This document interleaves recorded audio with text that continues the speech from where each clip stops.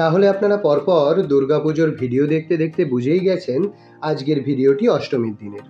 একদমই তাই। তো চলুন শুরু করা যাক আজকের ভিডিও। নমস্কার, সাতকাহন উপকথার আরও একটি নতুন ভিডিওতে সবাইকে স্বাগত। অষ্টমী মানেই সকাল সকাল পুষ্পাঞ্জলি দেওয়া, এটা তো বোধহয় সকলেরই জানা। আর মেয়েরা শাড়ি এবং ছেলেরা পাঞ্জাবি, এটাও একটা ট্রেন্ড হয়ে আসছে। আর এই ট্রেন্ডটা আমরা দুজনেই এখনও মোটামুটিভাবে মেনে চলছি। কে কে অষ্টমীর দিন শাড়ি আর পাঞ্জাবি পরেন আমাদের জানাবেন কিন্তু। তবে শুধু অষ্টমীর দিন নয়, আমরা সরস্বতী পুজোতেও পরি। তা হয়তো আপনারা সরস্বতী পুজোর ভিডিওতেও দেখেছিলেন। তো যাই হোক, পাড়ার পুজোর মণ্ডপে অঞ্জলি দিয়ে তারপর একটু ফটো তুলে আমরা পরিবারের সাথে বেরিয়ে পড়ি সামনাসামনি কিছু ঠাকুর দেখতে। দুপুরবেলাতে আবার মণ্ডপে খাওয়া দাওয়ার ব্যাপার আছে, তাই তাড়াতাড়ি ঘুরেও আসতে হবে। আবার সেই দিনই দুপুরবেলাতে সন্ধি পুজোর সময়ও পড়েছিল, তারও পুজো রয়েছে।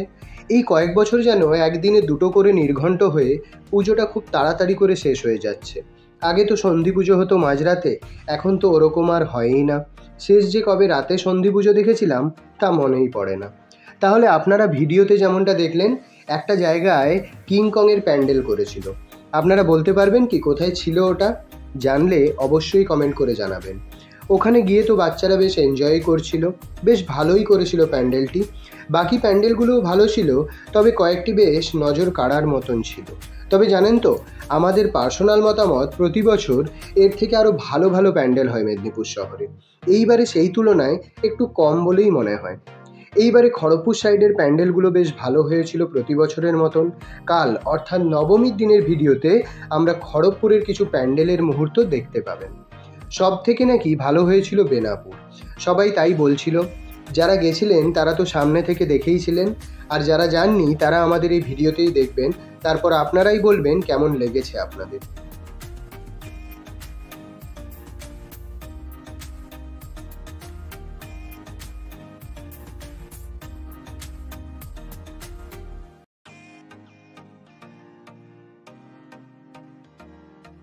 আমরা এরপরে ঘুরে সোজা চলে যাই মণ্ডপে।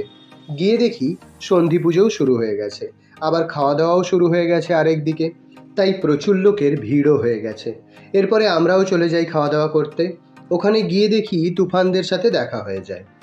এই যে মৃত্তিকা, জুনি, পিউ, পুষ্পিতা আর মেহুলি একসঙ্গে এক টেবিলে বসে পড়েছে।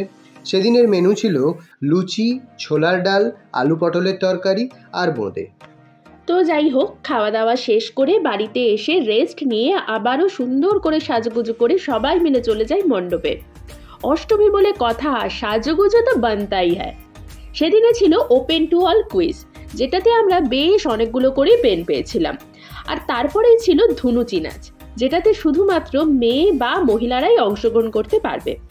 এই যে এখানে শুরুও হয়ে গেছে কুইজ প্রতিযোগিতা, যেটিও খেলাচ্ছিল পিকলু পিসো এবং আমার বাবা।